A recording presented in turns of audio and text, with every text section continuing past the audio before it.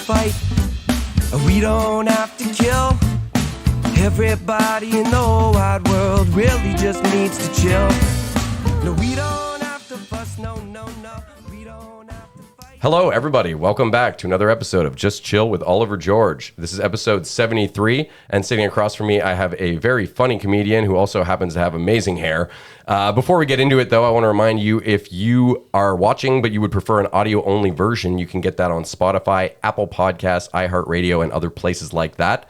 However, if you are listening on one of those and you didn't realize there was a visual side to the show, please come check it out here on YouTube. If you would hit that subscribe button, it does mean a lot to me. I really appreciate the support from each and every person who decides to join this weird journey that I'm on. So thank you. If you want to reach out to me, maybe you've got a cool guest idea or some general feedback about the show, you can hit me up at justchillpodcasting@gmail.com. And finally, if you want to send me a message, if you're interested in one of these free foil stickers with the show's merch, I will send it out to you.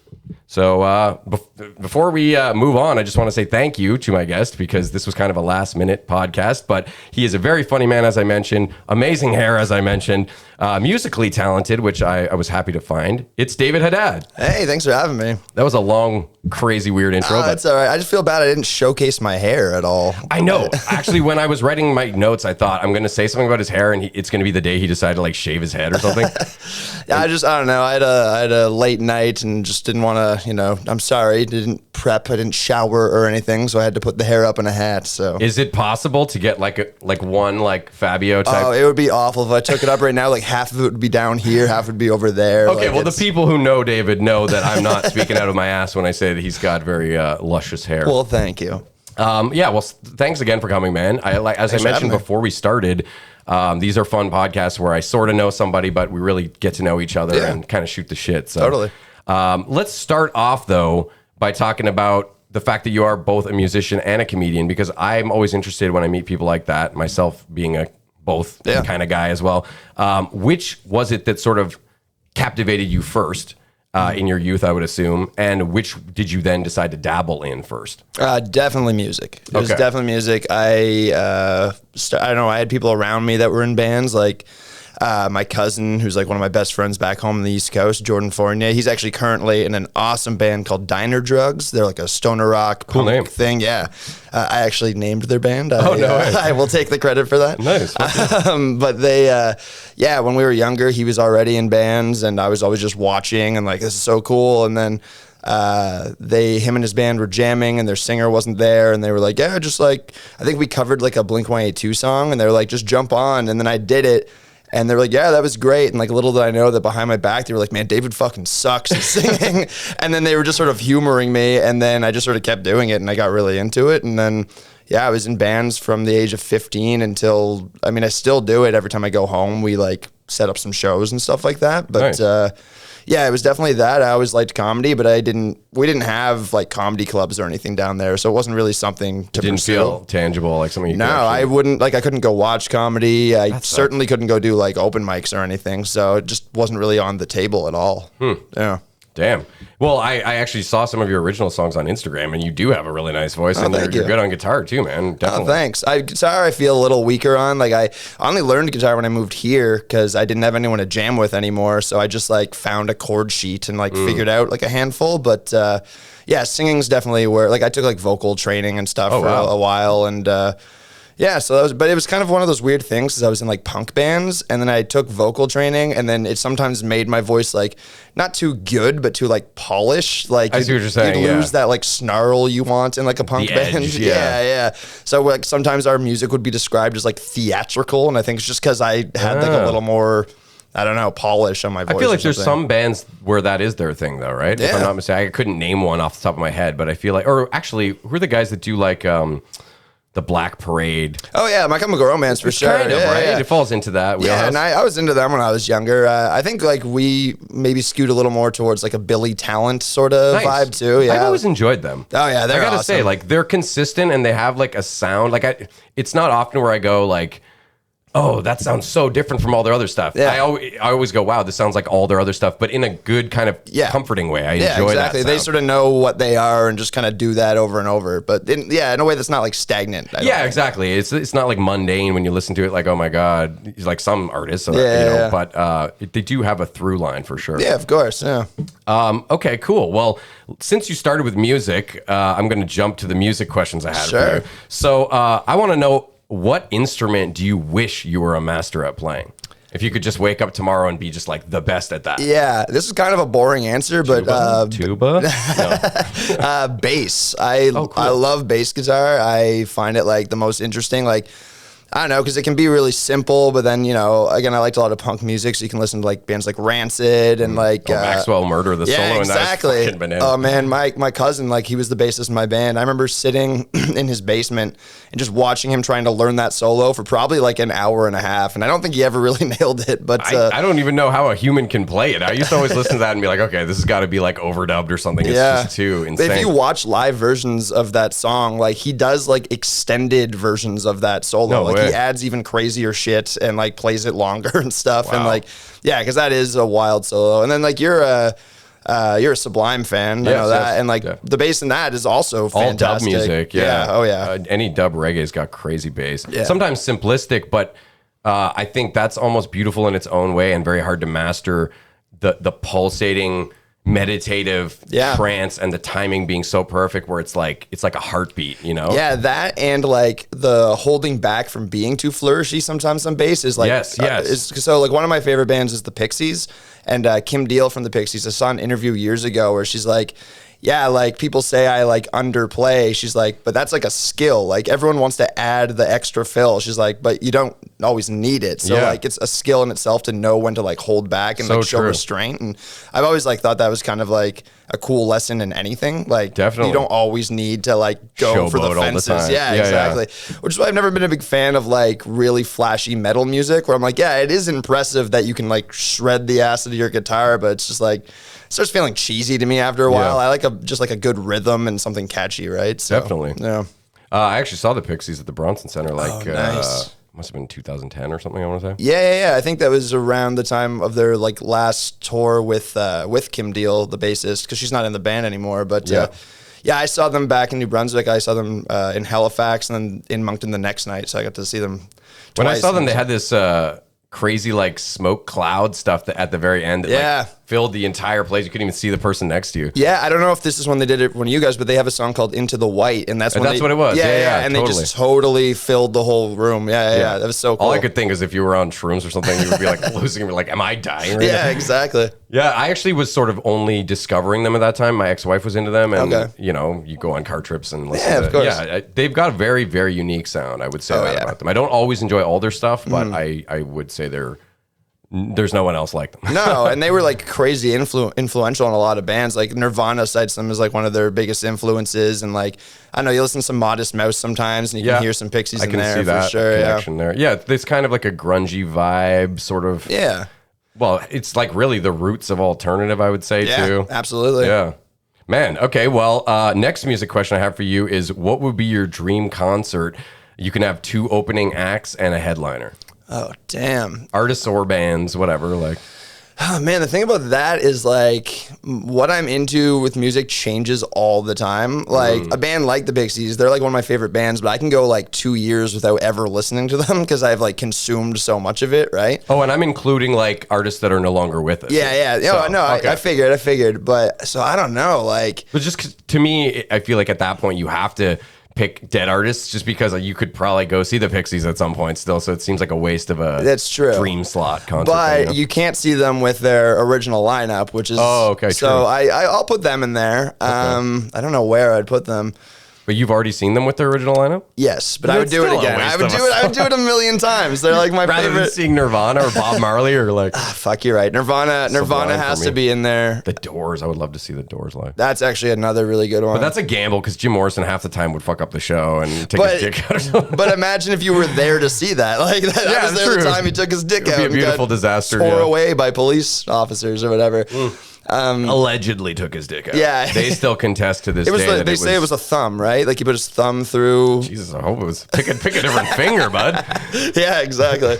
Oh man, see, with questions like this, like I'm so bad at it because I don't know. I guess I like so much different music and stuff that I can never pin things down in time. So like, really, Well, it's very on the spot kind of question. Well, I know, There's but a like, lot of those prepared. That's okay, but like honestly, you're kind of influencing my choices. So I'm like, yeah, it would be awesome to see the Doors and Nirvana. Yeah, sorry, I kind of just started blurting shit out. No, but those are all things I would love. The Doors was like, I remember when I was in high school, I was like kind of pretentious where I was like, I don't like old music. I only like the music that's happening now. And like, I didn't care about like classic rock or anything. And the Doors was probably the first like older band where I was like, oh, this is like awesome. This is like really cool. Undeniable. Yeah, and it probably coincided with me like getting really into weed at the time. So like sort of, you know. I would say that could have played a part. It's a perfect fit. So it's funny you say that though, because I was the exact opposite in high school. Really? I mean, I probably listened to a couple modern things, but for the most part, I really liked everything that had come before. Like, I was really into a lot of 60s, 70s, 80s, everything else. So you were the kid with like a bunch of like Zeppelin t-shirts and shit like that? Or not Zeppelin per se. Some of it was honestly even just stuff from like earlier in the 90s that I had just missed, like, you know, Nirvana or Green Day or artists that still had stuff coming out even in some cases, but I was usually more into the back catalog. Okay. The Clash I was into. I got into reggae really young too, so Bob Marley, which led into Sublime and a bunch of other stuff. But the Doors, man, they were just one of those weird ones that always stuck out to me. Yeah, for sure. I remember I definitely went through like an unfortunate period where I got really into the Doors and started writing a lot of poetry. Oh, yeah. Just like a lot of like weird dark poetry because I was like, yeah, I want to be like him. And I was already writing lyrics, but I definitely tried to like, I don't know, lean a little more into the I don't know, misunderstood dark poet guy thing. And it was not good. It was not good at all. But yeah, well, even some of his poetry's not that good. No, exactly. Sorry, I'm not fondling myself. My phone was vibrating and there's a button I can press to shut it off. And I was trying to do it while still like giving you my attention. I mean, even if you were and I was like, this yourself, probably looks weirder if I'm just looking at him and like rubbing my crotch. Hey man, it's your show, whatever. I don't know how this goes. No. But no, so I'm sort of dodging the question because I can't really think of a good lineup I'd want to see, but I just had a conversation with one of the owners of the Dominion Tavern the other night. Okay. And he was telling me he used to book shows through MCA Records. And he was like a local booker for them. And he booked a show in, I think, 94. And it's such a funny lineup to me. It was the opening act was, am I fucking this up? I think he said the opening act was Limp Bizkit. What? And the headliner was Blink-182.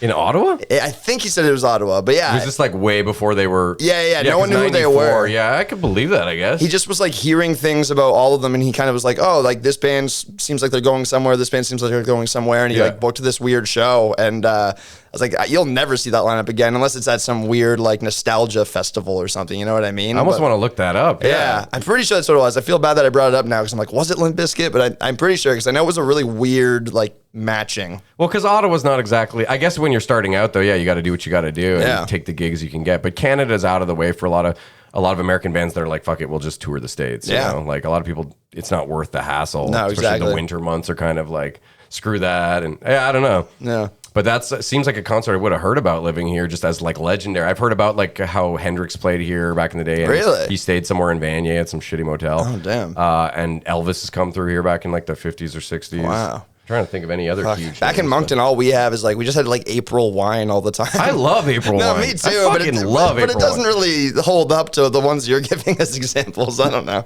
We have Bieber coming up very soon. Oh, he's coming in March, right? Yeah, like in a week or two. Yeah. I remember throwing Timbits into the crowd. That'd be pretty cool. I remember thinking it would be crazy if I could somehow wrangle him here. Yeah, because I don't have anything against the guy. I'm not huge into his music or anything, but his life's got to be crazy. Oh yeah, it'd be an interesting interview. Because he was like a YouTube guy, right? That's how we got found. I think his mom like put videos up, or she was like his momager or something like that. I don't know. Damn. Yeah, I really don't know much. You should go for it, man. I mean, you've pulled some pretty decent people. I don't know. People don't understand that I never stop trying, man. Like, every day I send big messages out. I go to like emails like on the websites of people. You know, and I'm not trying to make it sound like I'm so talented because I can go and send an email, but there is like a grind for sure that people will be like. Sometimes people just assume it was easy or whatever. I'm like, no, you have no idea. All the people that I didn't get who never responded to me. No, exactly. Well, when I first like moved here, I was telling your dad I was doing professional writing at Algonquin for a couple of years, and I kind of leaned into music journalism for a little bit of it, and I sort of learned through that, like, you can kind of just find anyone if you look hard enough. Like, Sounds a little stalkery, but well, no, yeah, I guess it does. if you are prepared to climb through some hedges, it's no trouble at all. I just mean, like, you can find like the email of the person that can get to the person that can get the person or whatever. Like the talent agent or yeah. whatever. Yeah. And it was also really surprising to me how easy it is to get press passes to things. Like, you can literally have a blog and be like, I'm a journalist, and just get into like shows at the Bronson Center for Give free. me ideas, man. Yeah. Like, I got to see the Dandy Warhols for free. That was a really fun show. And I got to go to a lot of like Blues Fest stuff for free. And like, I was just writing for like kind of like a dinky, like online Ottawa music magazine thing, and like yeah, you just sort of, they'll just sort of give it because it's press for them, right? So Yeah, they don't yeah. really care. So Yeah, that would be awesome. Press passes are always the shit. Yeah, absolutely. Be like a VIP. I did kind of hate it though, because like I'd go there and then I'd have to be kind of like taking notes the whole time. So I'm in the crowd watching like an awesome show, and then I'm also on my phone. I feel like I look like the dick who like doesn't actually care to be there, but I'm like, Yeah. no, I'm actually paying like incredible attention right now. I'm documenting. Yeah, but like you'd rather go to a show and just like, you know, get kind of drunk and just like really vibe out, right? So That's the thing. You have to do the follow through. Yeah, so I tried that actually with board games. I love board games, and I was like, okay, I got this show. I'll try to do like board game reviews, and then they'll send me the board game for free. Yeah. And it worked on a couple of small instances, but I realized it was just the follow through was a lot of work, and you know, you have to go through all the components, and not only that, but I thought a fun angle would be like, oh, I swear in my reviews, and I described one game and how we had shown some neighbors on shrooms, and they really enjoyed it. And Board Game Geek, I guess, took down my reviews. I'm guessing because of content. I don't know, but. Yeah, Man, I gave up on that. Speaking of that, I know we both have played code names online with Tim Riel. I just did it a couple weeks ago. Oh, nice. I love doing that. There was, I think in the summer, I was in his like tournament thing, and me and KB Harwood ended up winning the summer tournament. Oh, nice. It was super fun. So he gave me a bunch of like boxes of the game. And when I was home in the summer on the East Coast, I was showing a bunch of my friends, and I was like, yeah, this is a really fun game. And we were doing shrooms, and like, it was a weird, like, I started having to explain the game, and I was like, I got to do this quickly before I can't possibly tell you how to play this game, because it was like getting away from me pretty quickly. And it's not the easiest game to explain necessarily. So, but we got really into it. We played it for hours, and they were loving it. Like, it was really fun. It's like a lot of games. It's like, it seems hard to explain, but once you get it, you get it. Yeah. And then you're like, oh, this isn't hard at all. Yeah, you know? and we kind of changed the rules because there was like a lot of us. So yeah, the teams were a lot bigger than like probably you're supposed to do or whatever. But like, and again, we were pretty shroomed up, so who knows if we were even playing it correctly at all. But I found it, like, I was losing a lot I'm okay at that game, but like when I was on shrooms, I was like, nah, I got That's nothing. a different mind space. Yeah. Just staring at a bunch of words on the table. Like, what am I supposed to do with And you have to connect them all in this like abstract way. Like, it's definitely a weird one, but it was pretty fun. My friends really like took to it. So Well, on the live version, on Tim's version, doing it online on Twitch and all that, it's the best combination of stressful, giggly anxiety. Yeah. Because you're like, I feel so stupid the whole time, but I have such a blast doing it. yeah, totally. We lost terribly last time. Oh, really? I went on with Glenn Humplick as my partner. Nothing against Glenn. I did terribly too. We both just shit the bed, though. We weren't mind melding. Oh, damn. Okay, last music question I have for you is, what do you think are the most underrated or overrated band? Or one for each, let's say. Okay. Like band that gets so much hype and they're just kind of meh, and a band that you think should be getting more blown up, you know? I don't know how much hype this band really gets. They're the first one to kind of pop into my head, but I'm really, really not a fan of Greta Van Fleet. Because they're basically trying to be Zeppelin? Yeah, and they deny that, which really annoys me. that I didn't know. Yeah, I've seen them be like, they're not that big of an influence on us. I'm like, tell it to every noise you've ever made, because you sound exactly like Led Zeppelin. Yeah. You dress all like in the time, and like, That's like saying the beat from Ice Ice Baby and Under Pressure aren't the same. Yeah, Like exactly. I don't know who came out first. I'm not actually aware of that. I think it was Queen and David Bowie. I But would imagine, yeah. I fucking hope so.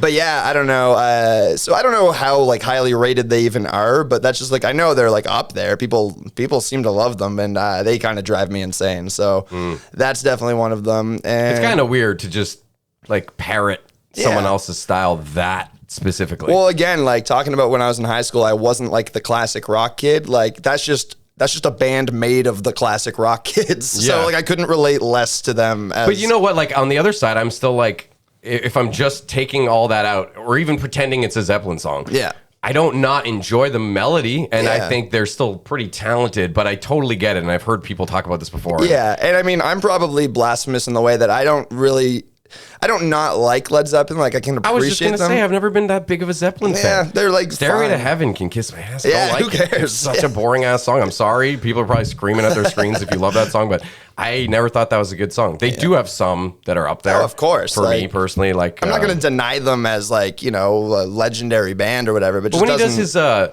trippy orgasm, like I don't like that shit. It goes on for like a minute. I'm like, what are Trippy we orgasm is the best way to put that. That's hilarious. It really is. But yeah, they've got their cool sounds here and there that I'm a fan. But you know, saying we were talking about the Doors, I knew a guy who couldn't stand the Doors because of the organ. Yeah. He just couldn't. Oh, okay. And whereas I think Ray Manzarek was fucking amazing. He was the only reason they made it through shows half the time. Yeah, He exactly. would do Jim's vocals on top of playing the bass line with one hand and doing crazy organs. Totally. Like, if anyone doesn't know who Ray Manzarek is from the Doors, look him up. He was, yeah, Holy he's, shit. and even just like interviews with him now, like or I don't know if he's still alive. No, he but- passed away, I want to say like 10 years ago. 8 Okay, years yeah, ago. but he's like more recent interviews. Like he was an interesting dude. He got like a lot of cool things to say, and Very intelligent guy. Yeah, absolutely. But No, only the drummer and the guitarist are alive now. okay, cool. But yeah, as far as like underrated, and again, I don't know if they're super underrated. This is just stuff that's kind of popping into my head. But do you know the band Built to Spill? I've heard the name. Yeah, like they get their dues. People like them. They're kind of like another. They're another. I don't know why this band's coming up for me so much, but they're another big influence on like Modest Mouse, and they're sort of like you could probably trick some people into thinking like one was the other. But they're just a really cool. They're pretty trippy actually. Like they'll get into like these weird little grooves where it's just these really awesome trippy instrumental parts, and then the lyrics are really weird and almost Doorsy. Honestly, like these weird kind of like. Modest Mouse is very strange at times. Yeah. Like I enjoy it, but it's very out there. I love it though. Like that was like when I got into Modest Mouse when I was like, I don't know, 19 or something. That was sort of like it was a little bit of like a brain opening band for me where I was just like, oh, you can get like really weird with this shit, but then also bring it back and just do like like rooted songs. And One artist that you always hear about in the sort of bizarre category is Frank Zappa. Yeah. And the Mothers of Invention. yeah, also never really did it for me for some Yeah, reason. I haven't listened to like a massive selection of his, Yeah. but the stuff I've heard, I was like, okay, I think it's a little too out there for me. I don't enjoy it. It seems like it's being bizarre for the sake of being bizarre. Yeah, people But, love it though. Like again, like I don't know if it has enough of a following. Like there's got to be something there, right? I don't know. Apparently, he was like a staunch anti-drug person too. Even though like Really? his music really, you would think that would lend itself to Yeah, a bunch of absolutely. stoners stripping out to it. And even just like his physical appearance looks like drugs. Like Yeah, I mean, I suppose though back then that was just in style. To Yeah, have, I like, guess so. mustaches, porno stashes, and stuff Yeah, like yeah, that. Okay, well, I'm going to switch to some comedy questions Sure. here. I think this one is fun. What would you prefer to be heckled by? A group of douchey frat guys or a slosh bachelorette's party? douchey frat guys for sure. Oh yeah. Sloshed is hard. Like drunk anybody is hard because Oh, I would assume the frat guys would be drunk as well. fair enough. Sorry, I should have said that. Well, I think like Like aggro machismo guys or a bunch of girls that think it's all about them, you know? yeah, I mean both are definitely annoying, but I think you could get was the goal. The audience on your side a little more ripping on a bunch of like douchey dudes, whereas like it can maybe come off as mean spirited if you're just like tearing apart these like Exactly what Kelly said. Oh, really? Yeah. Yeah. So that's, I don't know, that's how I would sort of feel about it. I would like, I mean, if either happened, I would go in on either. Like, but, Well, at some point you have to address it. yeah, right? of course. But I think the douchey guys, it's a little bit of an easier target too, because you can just, I don't know, make the affliction t-shirt jokes or the Axe body spray jokes or Monster whatever. energy drinks Yeah, or exactly. whatever. Yeah. But yeah, I would definitely go for those. Because, yeah, in my experience, I have kind of ripped on like the drunk ladies in the crowd before, and it went really well. But then I remember them not taking it well, and I felt You feel really bad. Yeah. Well, it's because especially if it's a bachelorette party, they're like, "This is Julie's night," you know. Yeah, And it's like, well, exactly. it's not Julie's night when I'm on fucking stage. But, Yeah, exactly. I mean, it can still be her night, but you know, Yeah. rules still apply here. Yeah. So douchey dudes for sure. I remember like one of the first times I ever did like kind of successful crowd work roasting was actually back in Moncton. There was so I told you there wasn't comedy there, but like in the past few years there has been clubs and stuff, and the scene's actually been kind of happening, which is cool. But there was this woman, and honestly, like, she didn't do anything. Like, she was just sitting there quietly enjoying the show, but I just had noticed her before I went on stage. And she was, like, you know, wearing, like, really tight leather everything and, like, leopard print pants. And again, she did nothing, and I was just like, hey, I like your outfit. I like how you're dressed like a leopard to distract from the fact that you're a year away from being a cougar. And like the crowd, it was like maybe the biggest applause I've ever gotten in my life. And she was just like arms crossed for the rest of my set. And She's like, I was going to try and fuck you, not anymore. yeah, exactly. And honestly, I felt like super bad after. I was like, I just sort of like ripped someone apart for no reason. They didn't really deserve it. No, Yeah. and then it was sort of a weird like lesson almost where it's just like, I could have won her back. I could have like, you know, made jokes like kind Don't of like, punch down, I guess, a little bit. yeah, I could have like, you know, done some jokes like amping her up later and or anything. But literally I just like tore into her, got a huge applause and was like, so anyway, I'd walk dogs. And like, I just moved on. You know, she's like the person who's like, I think I'm going to try going to the comedy club for the first time in my life. Yeah. And then that's like, fuck this. Well, I heard she was really upset after, and I was just like, I think that was like, you know, night out, like got herself all dolled up, felt good, and then I was like, hey. And Well, like, you also specified that she's like almost middle aged, so and if she was kind of sensitive- wasn't like there was almost no grounds for what I said, and it just like worked for some reason, and I don't know, it was a weird That sucks. a weird learning moment. So I don't know. Well, it's nice that you chose to reflect on it. at Oh, least. for You sure, didn't yeah. Just say fuck her, you know. Yeah, I mean, people do that in comedy all the time. Where they're like, you can say whatever you want up here, and it's like, well, you can, but you also have to like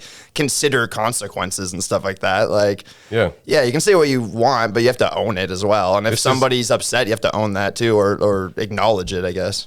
I've said this before on the podcast. Something it's like a phrase I came up with, but be captivating but conscientious. Yeah, I think so. I don't know. That's something I try to live by. If I really the same way I don't like making someone feel shitty. No. Probably because I'm a sensitive person and I feel like, you know, some people have mental health issues you don't know about. Totally. I understand the other side of the argument that they're coming to a comedy show. You do have kind of like a There's a context a little bit, like yeah. I don't think there's a right or wrong. I just know what I prefer personally. Yeah. You know, I don't enjoy that. I don't want to get into it with some random ass stranger. Yeah. I feel like I'm bullying or whatever. Exactly, But yeah. I've also seen people do it and laugh my ass off at it. No, I know. I'm Well, not that's the other thing is like I can be like maybe a little like I think too much maybe about some of that stuff and like how things come off on stage or whatever. And then like there's some of my favorite comedians in the city who they just get up there and like I'm like, how do you I love it, but how do you have like a set where 50% of the time you might get your ass kicked after? Like I don't get it. I think it's hilarious to watch, but I would just like have diarrhea the whole time if It's that's got to the be way a I rush was. for them or something. I you know? guess, yeah. I kind of respect it, but I'm just like, that's just not my way. I can't do it. So I think that there's certain people that you watch that and you go, oh man, like is he not afraid to get his ass kicked? But there's certain people I've seen do it and it's like, no, they're just that confident that they can intellectually and verbally best this person Yeah. in a way that will have the entire crowd on their side. Yeah. And then you're like, well, I've got a mob of people that saw what I did was not like malicious and you're just being reactive. Because sometimes people are a little too sensitive for sure. Oh, in absolutely, audiences. yeah. Like even that lady, it sounded like a little bit over the top. Maybe, but, yeah. You know, so don't beat yourself up too much. I mean, I've been thinking about it for like 3 years, so like obviously, the leather pants. Okay, well, I'm going to put you on the spot a little bit here, All right. This might not appeal to the average viewer in another country who doesn't know what we're talking about, but I want to know this. I wanted to ask you, out of all the local comedians that you've worked with in Ottawa here, who do you think, and I'm sure it'll be hard to choose, but it's complimentary in the end. Who do you think is most likely to have their own Netflix special in the next 5 years? likely in like a deserved way or in a in like a hustle way. That's up to you, my friend. You can choose how to go however you want with that. Oh man, so we're talking like Ottawa local. Yeah, someone that you know who is still performing here now and hasn't. I mean, they can have performed in Toronto Yeah, and gone yeah, around yeah. a bit, but someone who is based here, performing here. I would say And he's been doing it forever, and you've had him as a guest. But I think Don Kelly is someone who very deservedly should have like a Netflix special. Yes. Has a great voice, has a great hilarious. perspective. He's hilarious. You know, he's been doing it forever, but like he has been even just like more recently making more moves. Like I know he was supposed to do that big New Year's show at what's the big place in it got Toronto? fucked up. I know what you're talking about, the theater there or whatever. Yeah. I can't think of it Is now. it Massey? Is it Massey Hall? Yeah, it was. Yeah, he was supposed to headline Massey Hall, and then that all got fucked up. But I think he told me that it's, maybe I'm speaking out of school, but that's confirmed that he'll get to do it like next opportunity or whatever. I read that somewhere as well, Yeah. So someone like him, like again, he's the best. And like talk about someone who's been doing it forever, like could be bitter towards like new comedians that are coming up, not knowing what they're doing, but is the nicest guy, Really is. like always willing to give advice or listen or like. And even on stage, he emanates like a likability. Yeah, You know? exactly. Which I mean is sort of what we were just talking about. Like that's what I kind of want, right? Like when I upset people from stage, I don't like that. Like I do kind of want to have the like friendly guy thing, and like he's definitely a great like example of that. So yeah, I think he's one. Another person who I think could get it just based on like how good they are for how like short of a time they've been doing it is Christina Muehlberger. Oh my gosh, she's the best. She's the best, and she has such a unique. She can take things that are so hard to talk about and make them so funny. Like she's got an entire set about an abortion. I saw her recently. She's now working on a miscarriage set. She can pull it up. She has like a set about like being molested as a child, and she's got other jokes that are like lighter. She's not just heavy stuff, but she can take heavy stuff and just She's an improv whiz, and she's like, she does Fringe Fest and all that stuff. Yeah, she's like a huge talent, and she's also annoying in the way that she doesn't want to be a professional comedian. And you're just like, God, give me what you have. That was the thing that blew me away when I interviewed her way back when we were, I don't know what episode, in the teens, I think. But, she was, such a nice person to hang out with, and so, you know, because I didn't know her at all, and she was instantly like friendly, and we had done a couple sets in the same place, but didn't really know each other. Yeah. It was kind of like this, actually. Okay, yeah, fair enough. But we just, we hit it off, and we did some improv, I remember, and that was fun. And yeah, she's just a very unique style. Oh, yeah. Yeah, that kind of sarcastic. I don't know. I can't do a good Christina That's not Muehlberger. bad, actually. It's just a noise. I didn't really say anything. But no, she's the best. Like, her and I used to write together a lot, and it was like anytime I wrote with Christina, a premise that I had that would probably normally be like a 40-second bit would now all of a sudden be like a 2.5-minute bit. Like, she can squeeze anything into, or stretch anything, I guess, into like a larger premise. that's like Tavis too. Yeah, Tavis is absolutely. a great writer. Oh man. Because Tavis can take one topic and give you 40 jokes about it like immediately. So I will say, since the average viewer might not know who all these people are, you can find out by watching my interviews with all of them. Perfect. We planned this. Yeah, not really, but it worked out, man. I'm gonna jump to a bunch of random questions Let's do now. it. But Dad, do you have a question planned or no? I wasn't sure if he's got nothing this week. I'm an unknown, so I understand. It's more that this was last minute. We kind of just, we only arranged this a couple days ago. Yeah, that's true, yeah. All right. This actually, I'm very excited to ask you now. As you saw, I was telling you, I've been using a cane the last few days because I got plantar fasciitis and it's a little out of control. Partially because I went dancing last weekend. Okay. I had to drink a bunch to be able to dance. But then when I got to that point, I danced way too hard because I couldn't feel it anymore. I can't dance unless I'm on mushrooms, so I totally understand. If you do mushrooms with this guy, you're dancing or playing Codenames. Yeah, exactly. It's a good time. It's a weird time. So anyways, that prompted me to want to ask you what was the worst injury or medical situation you've been in. And outside when I was smoking a joint before this, you were telling me you got hit by a car when you moved to Ottawa. So let's hear this story. Yeah, man. I moved here in, I think like August or September 2014 to go to school at Algonquin. And in the end of November of 2014, I was leaving the campus bar, the OB, and with a bunch of people, we had like done a group project and we were sort of celebrating, having drinks, and we had a lot of drinks to celebrate, and we were leaving. And me and a girl were sort of crossing the street. We were holding hands, and I don't remember any of this. I remember leaving the bar.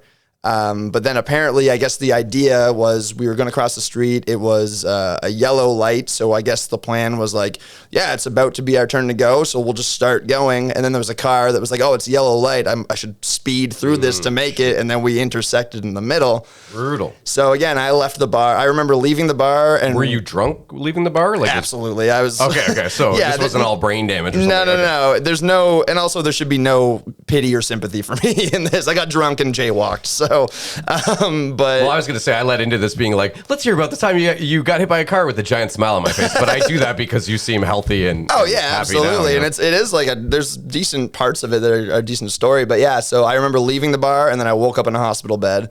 And there's a guy I met that night who is now like a good friend of mine, and that was the night we met, and like he saw me. I flew through the air about 25 feet. They said.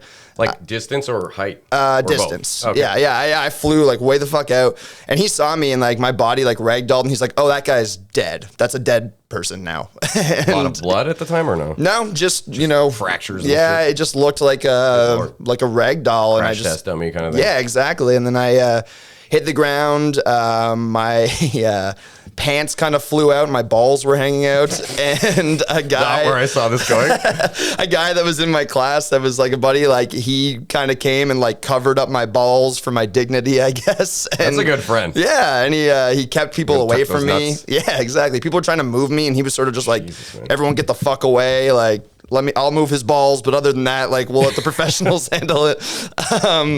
So then, You don't touch the body. The balls are all right. Yeah, It's the only thing. Slight testicular adjustment. yeah, exactly. Man. So then I was in the hospital for like a week. And again, this was the end of November. And I was about to go home for like Christmas break or whatever. Or not Christmas break, but I was going home for something. And I went a little early.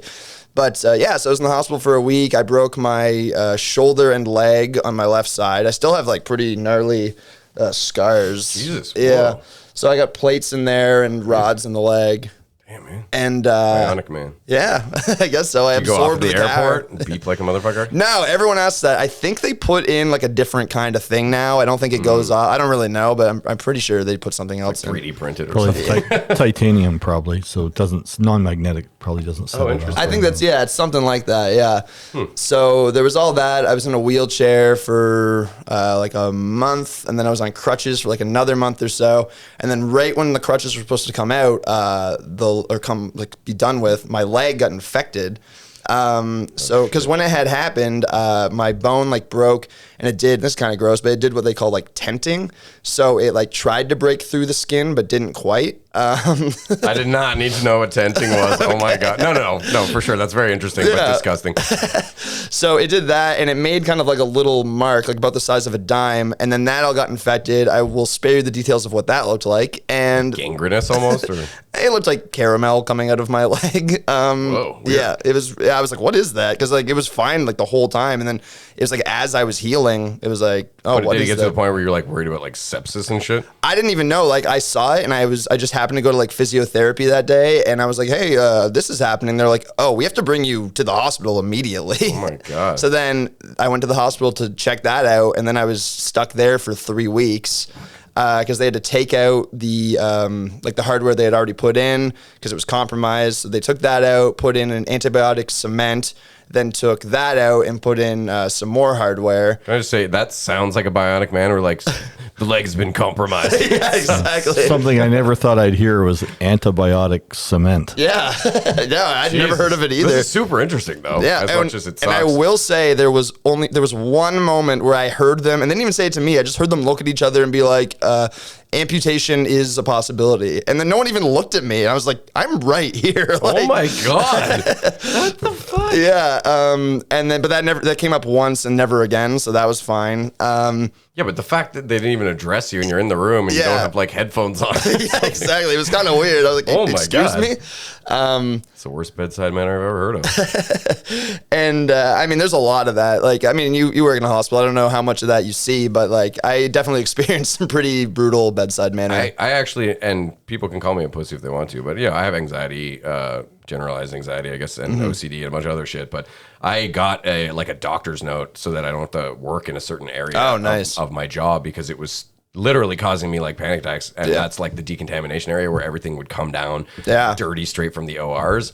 And like I used to be able to handle it, but the pandemic also didn't help because I'm a germaphobe. And then it became even more like it was legitimately like and you're wearing all this gear, like Dexter kill gear and like layers and layers. So like you're instantly sweaty and you can't see through the fucking mask. And it was just like an anxiety nightmare. But anyways, all that to say that one thing that used to really trip me out too is when you would get down the amputation thing, because it looks like it's basically a place where they rest the person's leg. Yeah. But it made me think of like one of those meat slicers. And it would just have the amputation knife. That's what it's called. It's just this giant long knife just like covered. I'm really glad I didn't have to see or learn about that until right now. Well, we're both doing this to each other right now. Exactly. And you combine that with poop and stuff, and it's just like, I'd imagine it. So that's interesting. So you are a germaphobe, but you work at the hospital. I feel like that's... Yeah, I know. It's it sounds a little bit ridiculous, I suppose, but...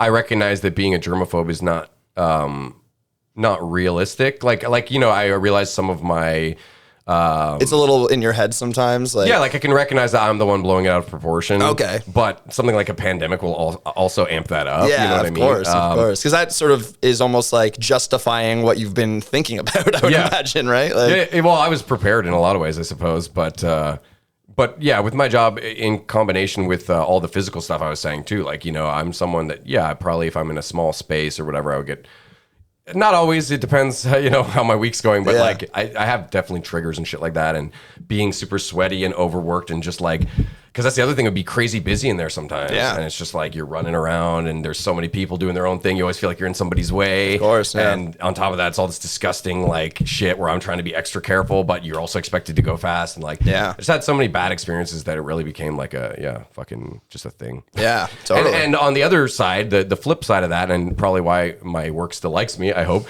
is that on the clean side of things, I'm very productive, probably because of my OCD. Yeah, fair enough. Building surgical sets, it's all like checking numbers and putting things in patterns, and it's very, I don't know, therapeutic. Yeah, I'd imagine.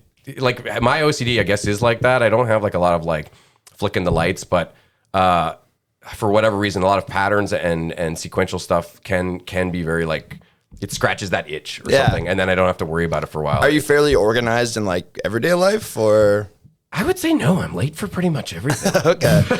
But, these things manifest themselves in weird ways. Yeah, of course. And I don't know. Everybody's different. That's what I learned with OCD specifically. Yeah. There's that very Hollywood Jack Nicholson OCD. Yeah, exactly. And that's what everybody thinks of. Whereas I radiate, is that the word? I gravitate rather more towards like the obsessive side of things than I do necessarily acting on my compulsions. Okay. Like if there's something negative or stressful going on in my life, like I'm not that kind of person to be like, oh, well, just don't think about it. When people say stuff like that, I'm like, what? Like that's not an option here. No, absolutely. But hey, we've all got our cross to bear when it comes to that shit. Yeah, totally. When I meet someone and they don't have any kind of mental health issue, I'm like, what are you? Yeah, that's when you're like, what's wrong with you? What's wrong with you that there's nothing wrong with you? Yeah, he's fine, but he kills animals at night. No. Yeah. Good for you if you're at that place. I mean, could we all be so lucky? Exactly. Hey, David. Yes. I'm just curious, back to your accident. Sure. As serious as it was, did anyone ever say to you at some point, thank God you were drunk? Because you were so flexible and loose. I've heard this as well. You didn't tense up or anything like that. Yeah. I'm just curious. I would say, people did bring that up, and I would say that probably is like the only reason. Like I got so lucky, so lucky. I didn't hit my head at all. I didn't like break any like teeth. I got because you landed on your side. No, I think this is the side I went into the car with. Like I hip checked into the car and like broke all that stuff, but then I flew, and I think because I was ragdoll and blackout drunk, I actually think kind of flow with it a little more. Yeah, alcoholism saved my life. I'll say it. I'll say it here. Not if the guy was a drunk driver, then. No, he was just like an old man, and he was like very scared and all that stuff, and so that sort of sucked. But it sucks when it's an old person and they get in an accident and they, like you can tell that like they were trying to be responsible. Yeah, exactly. Yeah, well, he shouldn't have sped through a yellow. Sorry. No, exactly. True. Yeah. And I'll tell you, I am every time I see a yellow, I just wait. I don't even put my foot on the street anymore. But again, I got so lucky because the girl who was with me, like she actually remembers it all. So she has like a little bit of PTSD about it all. Like I remember we were watching a movie like a year or two later, and in the movie, someone like steps out on the street and gets hit by a bus. And I thought it was like this really cool scene in a movie because you don't see it coming. And she was like, why would you show me this? And I was like, what do you mean? She's like, that's what happened to us. And I was like, oh yeah, I guess. You're like I was kind of out for that part. Yeah, exactly. So I got pretty lucky that I didn't have to really hold too much of that with me. Like I have some anxiety like in cars and stuff now, but I think that probably would have happened anyway just from general anxiety. Yeah. Because again, nothing happened to me when I was. Does it happen to you on planes? Sort of. I mean, planes. Or other vehicles. If you may have gone on a helicopter. I don't know. Oh, man, I don't think you could get me into a helicopter. I have a bit of a heights thing, so the smaller the vehicle. The fact that you just open the door and it's like, oh. Yeah, that's like a hot air balloon. I can't imagine being in a hot air balloon. Yeah, that would scare the shit out of me. But no, planes, I've kind of my whole life just been like, well, you might die on a plane. Like there's just, it just seems like we're kind of a sky bus. We're challenging God a little bit. It's like we're just up in the sky. And it's like we're not supposed to be up there. I don't know, but it still blows my mind when I see a plane and I think about like how much material, metal, and all that is, and just like somebody figured it out. Yeah, but again, with all of that, there's like so much room for something to go wrong. I mean, I guess they've been doing it forever, but like there's also human error, right? Exactly. Yeah. Drunk pilot or whatever. You never know. Yeah, or like a guy who like I don't know caught his wife cheating on him that day, and he's having a bad day, and like or didn't get a good sleep, and he's just like trying to struggle to stay awake. Yeah, exactly. Or weather. Pretty much every time a plane is like going to land, I'm always just kind of like, all right, well, just accept death because it might not land properly. I think Mark Maron had a joke that was just like, every time the plane lands, if someone's talking to him, he's just like, all right, give me a second. Like I've got work to do here. Like he like feels like he has to be like prepared for the plane. If he's not thinking about it, the plane might not land properly. Oh, okay. Yeah, yeah. He's somehow involved just by, which I kind of relate to, but that's because everyone thinks they're the protagonist of life. Yeah, absolutely. Like, no, it's just, I was just talking to my dad about that. There's this word that I learned on some YouTube video called sonder. Okay. And it's the word is to try to express the emotion that you feel when you see someone else and you realize that their life is just as intricate and complex as yours. Oh, yeah. So, like, the feeling that you're not the center of the Main universe, character, essentially. yeah. Damn. You're the NPC in their story. Yeah. Did you see Free Guy? Sorry. No, not yet. I've heard. Is it good? I've heard it's pretty good. I only watched the first half, so maybe I shouldn't have brought it up. But I was very much enjoying it. I thought I wasn't going to like it as much as I love Ryan Reynolds. Yeah. I just thought it was going to be like, oh, this is for people who play Fortnite. I'm not going to get the jokes or something. And it was, really cool, really enjoyable. Because I heard it kind of brings in like a lot of different elements of different video games and kind of nerddom in general. I was very much enjoying it. Yeah, I'm definitely going to watch the rest. Yeah, I plan on checking it out. Mental note: don't bring up movies I haven't seen the end of. Did you see that, Dad? Yeah, I really liked it. I thought it was great. Cool. One more follow up for David. Yeah. Still holding her hand? No, that wasn't a love story, unfortunately. Okay, so something like that sometimes can really cement the bond. No, shit. It is kind of funny. That is a good question because that was like we were kind of like a flirty thing. This is a person who's still a very good friend of mine. She actually got married recently, but. It was funny because the person who I said saw me and was like, oh, that guy's dead. Like, that was the first day we met. They were like dating, but not together. And he was like having like issues committing.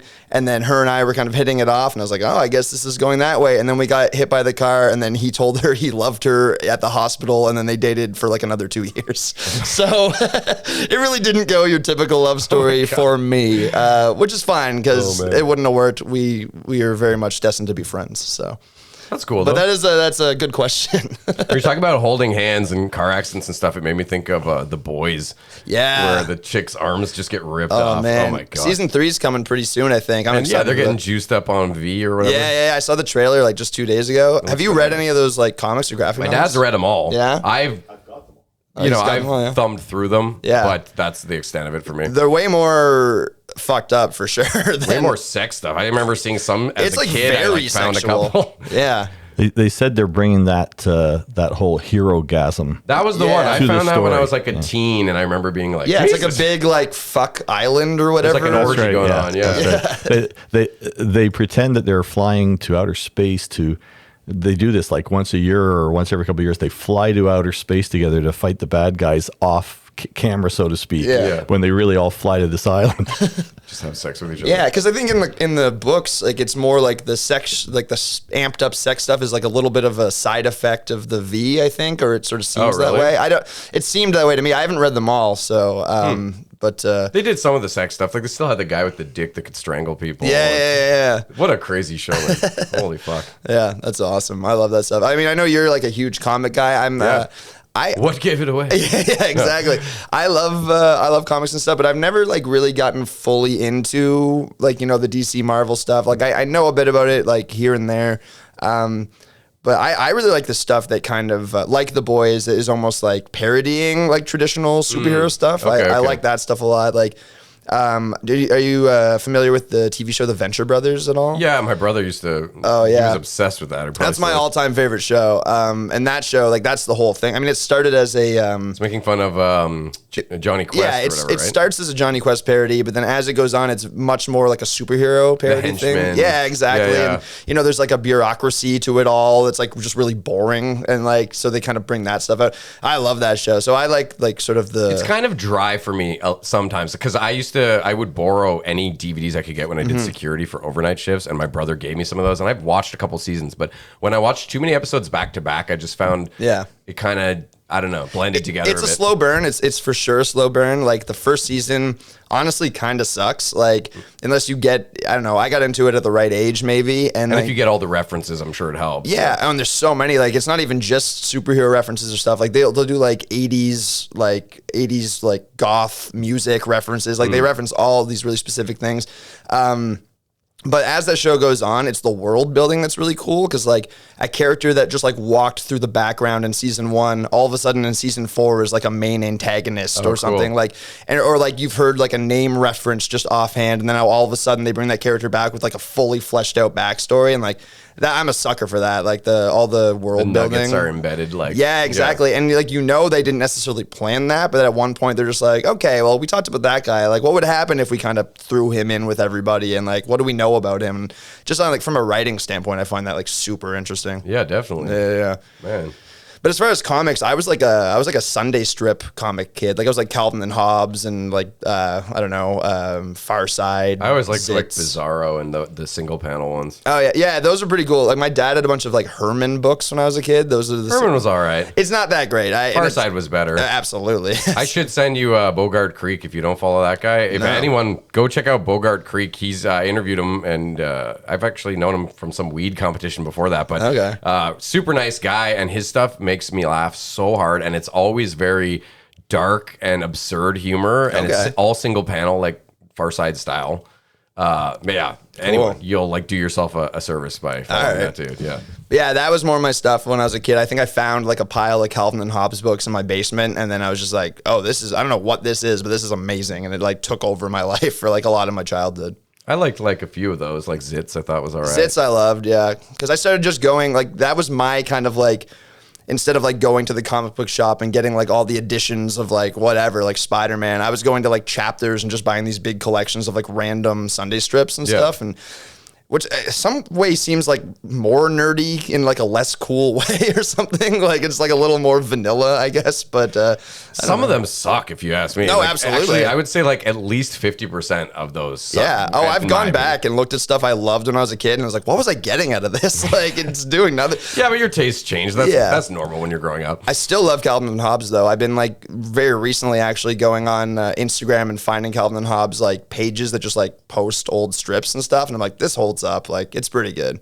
You know what's a good one is Scary Gary. Have you ever seen that one? That sounds familiar. I think that's what it's called. It's like a Dracula, and there's always Frankensteins, and it's all those types of characters. But you've never seen that one, Dad? It's in the Citizen or whatever, one of the newspapers you probably read. I see there's Frank and Stein is a strip. That's got a Dracula and a No, this Dracula guy, he actually has two Frankensteins that are like a gay couple that are his neighbors. Okay. No, you've never seen this guy? I think he's got a little goblin monster guy who hangs out with him all the time. That sounds pretty awesome. I like that. I think it's Scary Gary. I'm pretty sure. Okay, cool. Okay, let's go to another random question. Sure. You serve, bartender. Yeah. You were in the service industry. So I wanted to know, what was the best or worst tip you've ever got, or even just best or worst experience interacting with customers? Yeah. Like tip less in money, not like tip as in like, hey, get a new job. Like, Oh yeah. okay. I mean, I like these are pretty open ended. Yeah. I'm pretty new, honestly. I only started in August, so I'm pretty new to the service industry. But tips are awesome. It's my first tips job. Besides, like, I worked at a Tim Hortons when I was younger, but like that's not the same. You get like a shitty paper bag full of quarters. Yeah, like yeah. in this, like I'm walking away with like. What's the biggest single tip you ever got?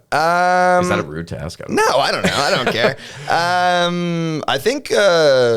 I think like just the other night, someone just dropped like a $50 bill as a tip, which is pretty good. And yeah, I mean, we end up splitting it, like me and whoever I'm working with, but like, man, you still walk away. Like it's awesome. It's, And do you ever get people who just don't tip at all? yeah, there's been a bit of that. And like, there's people like, they'll run up like, like $200 tabs and then like give you like a couple bucks. And you're just like, and I guess I get it. Cause they're like, well, I'm spending so much money at the bar. And it's like, well, you are, but like, it still doesn't really. The principle, I guess. Yeah. And that's why the percentage of tipping comes in. And I used to suck at tipping, like not just before I became a bartender, but like I figured it out a couple of years ago where I was like, all right, I got to be a little better about this. Yeah. Someone called me out and I was like, I'm just bad at math, really is what it comes down to. Like, but I saw a thing back in the day, that Adam Ruins Everything guy. He did one about tipping and saying like how it's a ridiculous concept and that it was done because like they couldn't pay their servers back in the 40s or something like that. So it became this like, I don't know, I'm probably butchering the explanation, but I remember thinking like, yeah, that's kind of fucked that they just pass the buck to the patron. It's like, oh, it's your job to pay my employee properly, It's true. And I mean, you do make, like, I think we make less than minimum wage, like, as far as, like, the way we get paid, and then it kind of, like, balances out or whatever. Yeah. Or in some cases, some people can crush and just destroy and get more than the average person. Totally. But, like, honestly, now that, I don't know, people are getting more comfortable going out and everyone's like, like, we don't really need to do masks anymore. Like, we just at Swizzles where I work took down... We had like the plexiglass thing on the stage that came down. We can do dancing now. It still, we'll see if that goes well. See if it lasts, yeah, exactly. But since that's happening, people are like a little, I think, looser with the tips because they're just having a good time. They're happy to be there. It's been so long. Yeah. So, I mean, I'm reaping the benefit of that a little bit. And it's also, I only started during the pandemic bartending. So you didn't have an exposure to like regular. No, I had no idea. And like, honestly, the past like 2 weeks is probably my first experience with like, oh, you don't stop. Like, we're just like, go, go, go, go. And before it was a little more chill, but it was honestly the perfect way to learn. Cause I got like a little bit of like, I was learning exactly. Yeah. And now we're just into it and I don't feel overwhelmed. I'm just like, okay, like I know what to do. So we'll just go. And because learning any new job sucks. I hate that. I hate that experience of being the new guy. Yeah. As soon as someone else gets hired after you, I'm like, okay, I'm not the new guy anymore. It's that fucker. Exactly. Now. And like, I don't know, like you probably relate to this. I think it's probably a comedian thing, but I'm very eager to please. Like I just like, I want to make sure I'm doing everything like to the best of my ability. And like, that's like, you're not going to not fuck something up when you're the new guy. Like actually like early on, I, in my first like 2 weeks, I poured someone a shot, in like a rocks glass of like, I don't know, it was like a $12 or $13 shot of something, like some fairly high end stuff. And then later I was going and I was like picking up glassware to like throw out. And what I thought was just like melted ice in the glass was the shot that he hadn't finished yet. And I just went and like threw it out. And he was like, what the hell, man? And like freaked out at me. I was like, oh, I don't know. Like, I felt so bad because I was just like, so anyway, I had to like, I just bought him another one and just like took it, but like whatever. But I don't know. Yeah. So little things like that. I've learned to be a little more like observant when I'm throwing away glassware, I guess. Yeah, you got to take it as it comes. You know, exactly. Any job's going to be like that. Totally. You were saying eager to please. I don't feel that I'm like that. If anything, I feel like I'm a little bit rebellious when I'm the new guy as like a defensive thing because I hate not...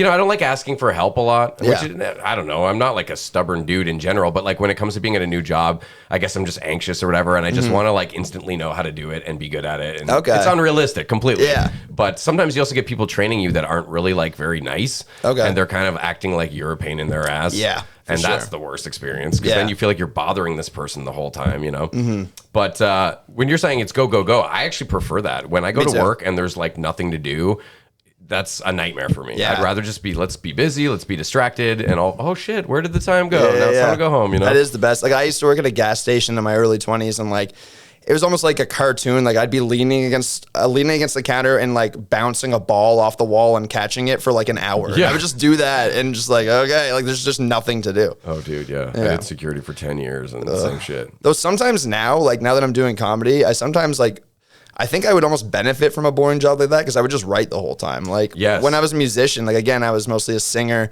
So I was just writing lyrics like all day. That's all I did. And it was like pretty productive. Like, so. Yeah, if you have a craft or something, like when I used to work security, that about halfway through my tenure as a security guard, I realized like, oh, I can like paint miniatures while I'm here that I would then sell and make money off of. Hell yeah. So I'm like, I'm making money while I'm making money. Yeah, that's pretty cool. Yeah. Especially when it's not the best paying job. Yeah, know? for sure. Okay. What's your favorite holiday and why? Oh man, I'm like not a huge holiday guy for some reason. Like they're cool, like whatever. Like I was just on stage on St. Patrick's Day and I was kind of shitting on St. Patrick's Day and the people in the crowd didn't love that. Like someone's like, "Do you hate the Irish?" And I was like, "No, I just I just don't need a day to make me drink like heavily. Like I've got my demons for that, you know what I mean?" Like Well, it's just as silly as the day you're supposed to love your partner more. Exactly, like, yeah. So I don't know. I've never been like a huge sucker for holidays. Like I guess I like Christmas, mostly because my dad really likes it. He has his little traditions that he's kind of implemented through my life. Like I'm an only child too, so it's kind of like, I guess, a big deal for him to have kind of like a traditional day, and we do like our special stuff or whatever. So yeah, that's cool. kind of nice because I can tell how into it he is. So I like that sort of thing. But besides that, I guess when we were coming up with these questions, we thought like, should we take out Christmas and Halloween? That's what Kelly had said because she thought, you know, those They're, are like, almost the too easy? go-tos. Yeah. Yeah. Make them pick something weird, like Thanksgiving or something. I mean, I do love Thanksgiving because I love the meal. Like, I love a big, dirty Thanksgiving meal. Like, that's the best. And bringing it back to my dad again, he's like a great cook. So, I don't know, maybe I miss my parents or something because I haven't seen them in a while. But I'm feeling a little sentimental because That's like all right. I love like he's a Means big, they're good parents. Yeah, and he's a great cook, and like one of my like kind of favorite like sensory memories when it comes to something like Christmas or Thanksgiving is him just like being in the kitchen all day cooking like a huge meal for everybody. And I don't know, I just like that feeling of like I'm whatever in the living room playing video games, but there's just like an entire day's worth of cooking happening like in the other room. And so yeah, I guess I like it for that reason. Not very funny, but it's No, but it's also I think Thanksgiving and Christmas and any of those big meals, it's the smells go in your memory in such Absolutely. a strong way too. That absolutely. not a lot of other holidays, you know. No. Halloween, there's not really a smell for Halloween. Yeah, and I'm like the laziest Halloween person. Like I'll find a costume that's easy and I'll wear it for like 7 years. And Well, it's expensive to spend like $200 on a fucking costume every Yeah. year. You got to really be into it. yeah, exactly. Unless you're like someone who's like dedicated their life to cosplay or something, like who has all of that stuff all the time. Yeah, So, exactly. Well, you can go to like Value Village That's or like true. try to go to thrift shops, but really the best thing is if you can come up with one of those clever, like minimalist costumes Yeah. that's just kind of like a wordplay joke or whatever. Oh Like, yeah, for sure. But I don't even do that. Like I won somewhere one time like this skeleton bones onesie. I just wear that. And That's I'm like, good enough. Yeah, though. here we and are. if you want to paint your face white, you can. Yeah. I don't think white face is a thing yet. Yeah, not yet. I mean, I have made a dumb joke. I did like a Halloween show at Yuck Yucks one time, and I wore the bones, and then I wore like my leather jacket. I had my hair down. And I was like, "Oh, I'm Joey Rabones," and got a huge groan from the crowd or whatever. But I love it. But I'm a cheesy dad joke kind of guy. Yeah. Oh my God. That's actually, I'm going to remember that later and probably laugh. Okay, here's a weird one. Cool. We're going to play Fuck, Marry, Kill. Oh, hell You guys yeah. know this game, Yeah, right? of course, yeah. I only came up with one, but this is the Muppets edition. Ooh. Okay, so fuck, Marry, Kill. Do you know how this works, Dad, or no? You're familiar with the game? Okay, I didn't know how old this game was. I don't know. You're older than me. I didn't know if your generation played it. We just wouldn't say fuck. What is it? Would you say screw? Make love to I'll make love to marry you. Yeah. and kill. Okay. So let's do Kermit, Gonzo, and Fozzie. I was hoping Gonzo would be in there. Fuck Gonzo for sure because of that nose. There's no way like he doesn't know how to use that nose. I was going to say, yeah, if you're not really into fucking any of them, at least it looks like he'd be the quickest one to get off. Yeah. Be like, all right, I'll rub your nose. You know? Yeah, I think the nose would come into play. I think that's interesting. So yeah, well, fuck Gonzo. It is kind of just there, like asking to be sexualized. And then I'll marry Kermit because he's like a stand-up guy. He seems very committed. He seems very doting. He's doting. Yeah. I mean, he puts up with Miss Piggy, and she's not the easiest. Yeah, all you have to do is not be a piece of shit like Miss Piggy to him, not and he'll be like, chop your husband. You're so nice and kind. Exactly. That's pretty good. Yeah, Kermit. I love you. And then unfortunately kill Fozzie, even though I like Fozzie, but like I wouldn't be able to live with him forever because he is very annoying and like he's. You picked the same ones I would have picked. Okay, for sure. yeah, perfect. Yeah, no one wants to hear waka waka. You'd be like, shut the fuck up. I don't want to hear that during marriage or sex. So yeah, he's dead, unfortunately. As much as that went pretty much how I thought it would, it was still. I'm glad we did it. Hell yeah. This is a weird shift. Well, actually, first I'll start with this one, which is funny. Okay. If you were a food, what food would you be and why? Ooh, I'll just say spaghetti because I'm lanky, I guess. I don't know. That works? Yeah. All right. Well, and I'm a little saucy. Ooh. Quick follow-up. Do you think buffets will ever make a comeback? Oh, I hope so. There still are some. Like, Are there? yeah. I think cruises kind of came back, right? Yeah. I mean, I've gone pretty recently to the East India Company on Somerset. They have a great. It's like a help yourself situation? They've got it going, and it's, I just try not to think about it too much and was like, yeah, whatever. And I didn't know if everything was going to have plexiglass partitions between everything. No, it all was pretty much the same. I mean, I think things there were always covered anyway. So sneeze guard or leads. Yeah.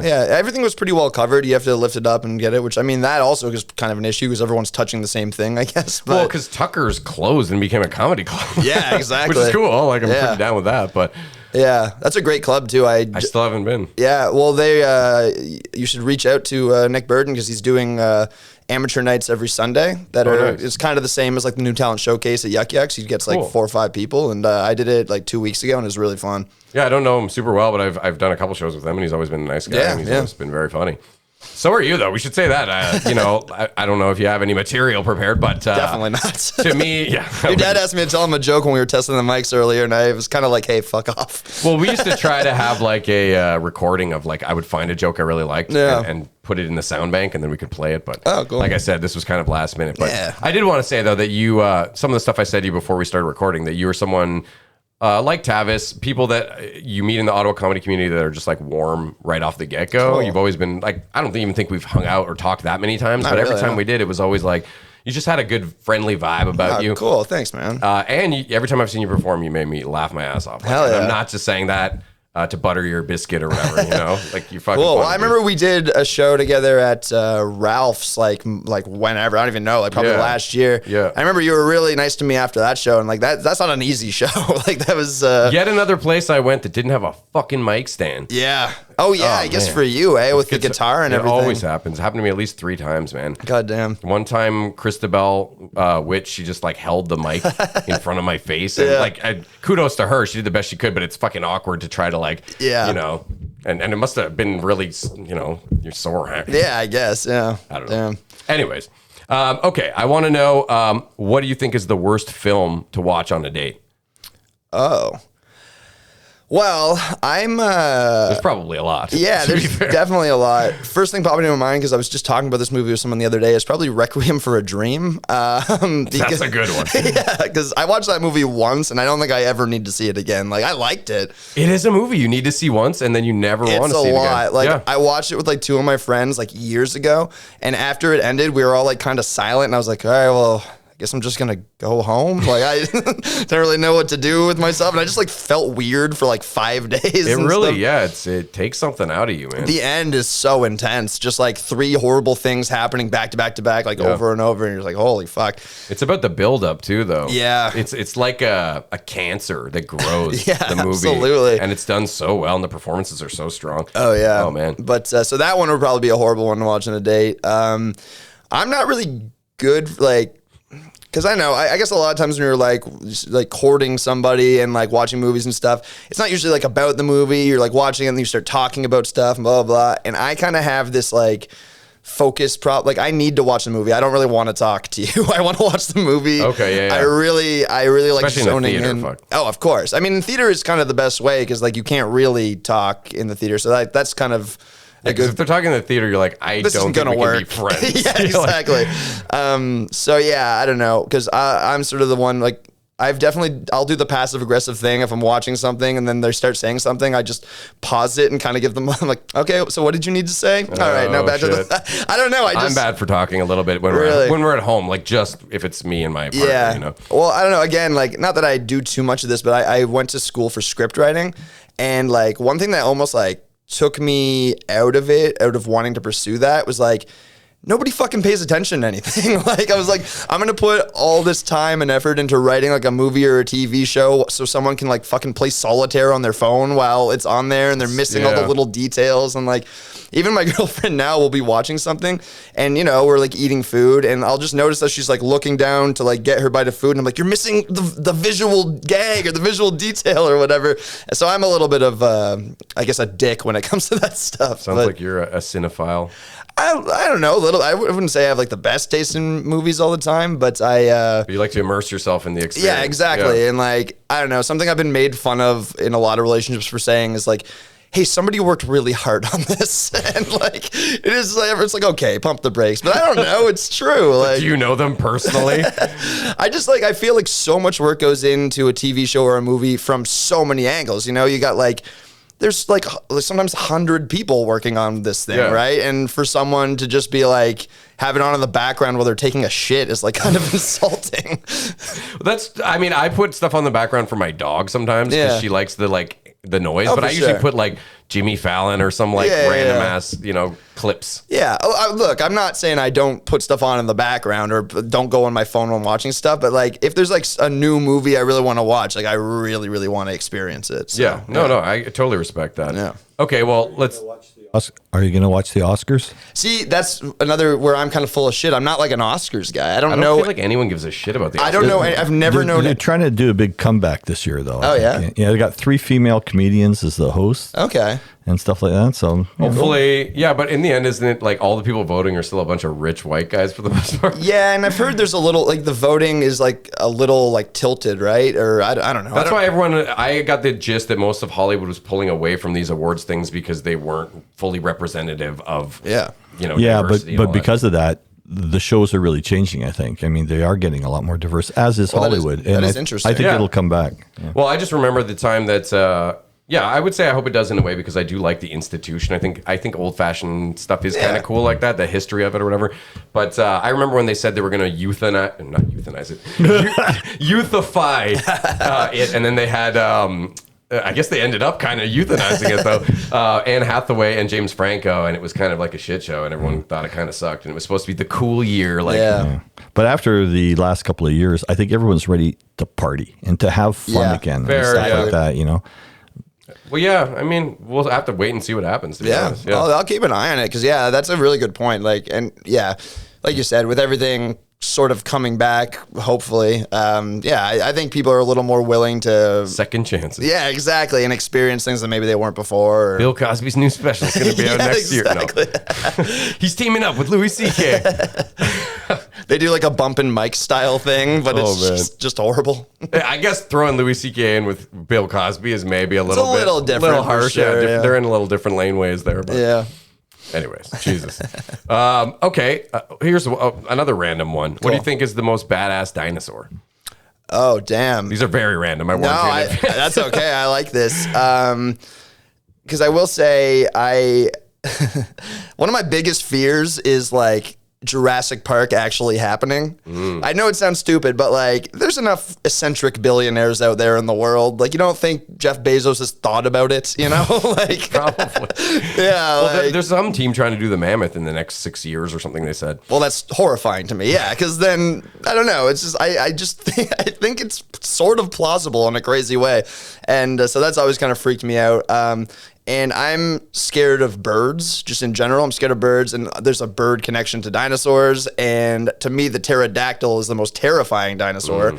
That scene in, I think it's Jurassic Park 2, where they're in like the pterodactyl cage, and it comes like walking on its wings through the fog. Always scares the shit out of me.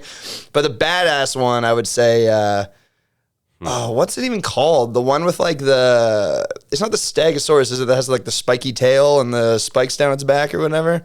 I think that guy's pretty badass. I was thinking Ankylosaurus. Ankylosaurus has the big spiky ball on the end of his tail. And just an armor shell. Okay, that was what I was going to say. Yeah, it's like a tank with a weapon. Yeah. Out of all of them, that's what I was going to say. Oh, that's weird. Crazy. Yeah, Well, yeah. and Archaeopteryx I always thought was cool because that one's more bird than dinosaur. Well, that's the crossover. Like that's one of the ones that had hybrid kind of. first had some feathers. You know. I thought they're saying a lot of them had feathers now, and that they may have to retroactively change a lot of that. Yeah, because it keeps changing, right? As they learn more and get more examples. Even like of skins. raptors, I think, had like. Well, feathers, they say. Yeah. I mean, birds are often called raptors, right? Yeah. The birds of prey, are they not?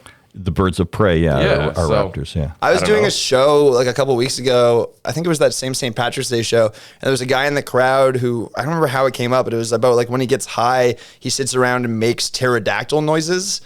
And like as I was kind very of annoying. Yeah, that's sort of what I said to him. I was like, I don't want to ever get high with you. And then I was like, also like, none of us know what that sounds like. Yeah, well, you're true. just making weird noises and Yeah, like they could have doing just been like, yeah, exactly. We don't know. we don't know. Yeah, it's true. Anytime you see like a colorized dinosaur too, it's the same deal. Like Yeah. they might have all been gray. You know? Totally, Just boring ass. Yeah. Really matte.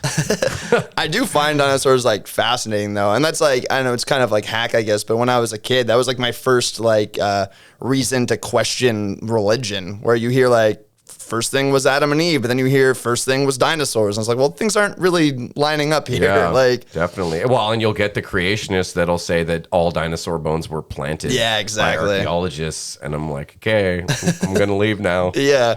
So you won't trust bones and DNA, but you will trust just old books written by fallible men. Like, About stories that clearly you're going to trust that all of humanity is essentially inbred. yeah, exactly. I prefer dinosaurs. Thank Yeah, you. absolutely. You know, I don't know. I think those are meant to be symbolic. I don't think that we should abolish scriptures and stuff. I think everything has stuff you can take from it. Yeah. But I wish people weren't so literal with any religion. It's so clearly like metaphors and morals and stuff, And right? they have so much in common, all the different religions, Yeah. but they tend to focus and fixate on the things that they don't share in common. yeah, you know? exactly. Ugh. Yeah. Like you can. Well, that's a nice segue because I did want to know how you felt about spirituality and the afterlife. But I'm guessing you're atheisty. I guess I don't really agnostic. subscribe to like any like label with it. I guess because I just don't like invest enough time into looking into any of it. So, and then at the same time, it's like people get mad at people for being, you know, way too religious, and it's just like, well, why is the opposite of that also being like too committed to another thing? You know what I Yeah. mean? Like I'm gonna be. Like I always find like I know it's not religion, but I always find nihilism kind of funny because it's like I don't believe in anything except for believing in nihilism. And it's just like okay, well, but That's hilarious. So Okay, Thanos. yeah, exactly. But so yeah, I don't know. I definitely think that no one really knows what's happened or what's happening or what's going to happen or anything like that. So as far as spirituality, like I guess I kind of believe in reincarnation to a point. Like I don't think it's like now you're a dog, but like Like the Force, kind of. exactly. Like I think Yeah. it's like you know, like a redistribution of like your energy and atoms. But and any like, sentience you carried is now. it's you have no ego anymore. Or does right? that sentience go somewhere else? You know what I mean? Yeah, exactly. I don't know, but I do think that it's sort of like, okay, whatever was like held together to make like David or Oliver is now thrown in a bunch of different directions, and now like maybe part of you is like a fucking blade of grass, and part of you is a dog, or part of you is whatever, part of you is in another dimension. I don't know. Like, Well, the true argument is, does consciousness end when your brain ends? yeah. And I don't know. I guess no one really knows. No, it feels like it would. Like we were kind of talking about before, where it's just like, well, I don't remember the before me, so I'm not gonna be conscious of the after me either, probably, right? So But I mean, sometimes you can have experiences in life that seem like you're having some sort of like connection to the Yeah. other side. Oh, for I don't know sure. if you've ever had an experience like that yourself, like somebody that died, or like one of those eerie moments where you're Yeah. like, okay, that's a little too.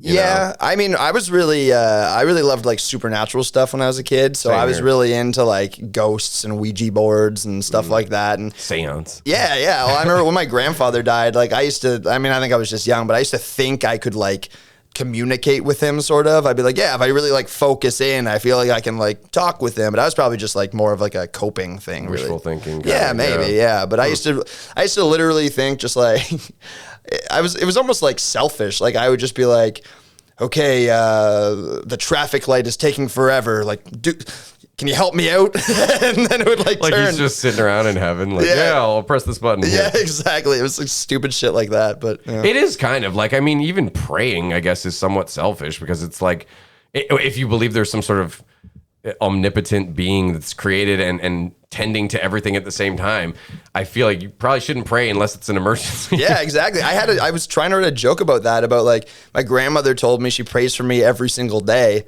Don't like, waste his time. Like, first of all, leave Jesus alone. Like, like he doesn't need to hear about your grandson. And that's probably what all of it is. It's just a bunch of grandmothers worrying about their grandchildren to like some being or whatever, if that was a thing. But that's what it was like in Bruce Almighty.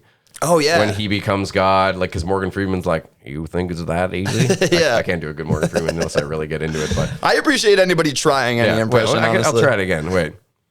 You think it's so easy? No, that it got worse. It actually got worse. God damn it! I've done a good Morgan Freeman in the past too.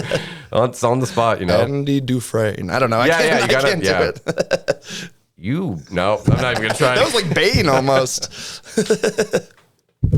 Okay. I was born with freckles. Oh you man, merely I give up. adapted to them. Yeah, I give up on that.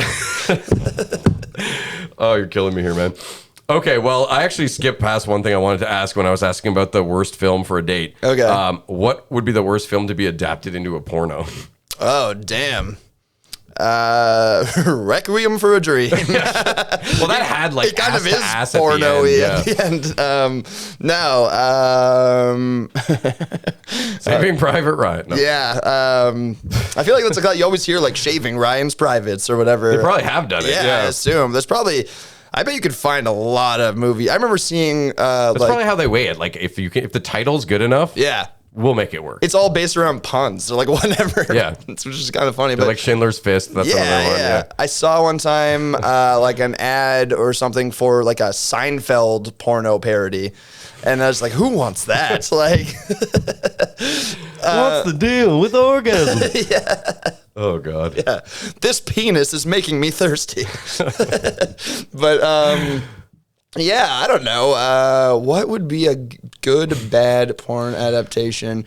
I like probably like any kids movie, right? I'm like still thinking about the Seinfeld porn. No, yeah. I'm gonna come, Jerry. I'm gonna do it. I'm really trying to get the impersonations out today. Yeah. And Kramer doesn't put it in. He just like bursts into you. I love that. I bet they did not put as much thought as we are right now into that. Kramer has to come like that. Just like that thing he does there. You know? Yeah, exactly. Oh God, that's awesome. But yeah, any kids movie would be the worst possible, like a Barney porn parody or something like that. I don't know. Oh yeah, I wasn't even gonna go there. Yeah, well, I'm sorry. I don't know. I felt like I wasn't answering the question. I was trying to get It's a weird question. Like I said, I had to think outside the box. I didn't know that much Yeah. about you, and I don't know you too well. So That's fine. These fun ones are kind of the way to go sometimes. Yeah, I'm into it, man. I think we did most of it though. Honestly, Yeah? I think we went through it. Yeah. So Dad's already said his thing. So we'll wrap it up. The season 3 question is it's kind of a 2-parter. What was your dream job? Or what would your dream job be, rather? And if that's too hard to answer, then what did you want to be when you were growing up?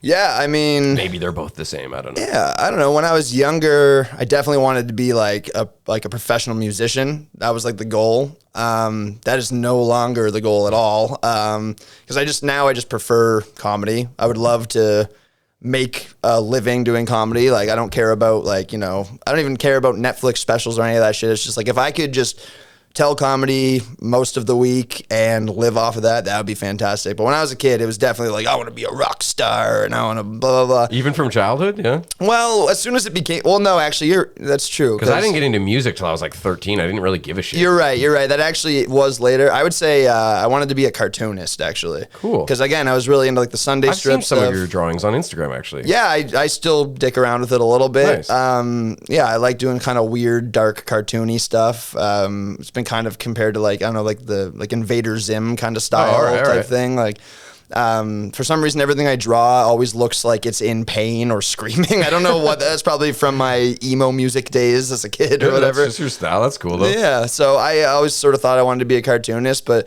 I could never think of any like good concepts. Though I guess when I was in elementary school, I would like draw, these like 5 or 6 page comic books, and I'd like sell them for like, 25 cents or whatever. My dad had a photocopier in the basement. I'd photocopy a bunch and sell them at school and stuff. So That's pretty rad. yeah, so I guess I was pretty into that. And I did that too, like drawing comics, but I never thought to try to sell them to my classmates. My dad's an entrepreneur. I think that's like built into me Right a on. little bit, or he probably told me to do it. I don't even know. Cool. But what kind of work does he do? he's Or like did he do? Yeah, he still works. He's like a franchisee guy. So from the time I was born, he was getting into subways. He brought like the first subways to the East Coast and stuff. Oh, cool. He was doing that forever.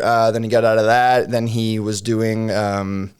He had Curves for Women fitness centers when that was like the new fad, when like all female gyms were a thing. He was like at some conference and someone's like, this is the next thing. And he's like, all right. So he tried it out. It was like a hit until it wasn't. And he got in and out like the perfect time. Oh, nice. He's he's one of those guys who's like got like a horseshoe up his ass sort of thing. Like, I mean, I don't want to take away from like also his skill as a businessman. Like he knows. No, but like sometimes things work out the right way. Yeah, exactly. So like he did that, and then now he has a bunch of Papa John's pizzas on the East Coast as well. So that's what he's doing until he probably retires in like 5 years. So yeah, businessman. I don't know, and I'm like the least business savvy guy ever. Like besides selling 25-cent comic books, like I don't know. That's where it ended for you. Yeah, pretty much. Like I got a little bit of.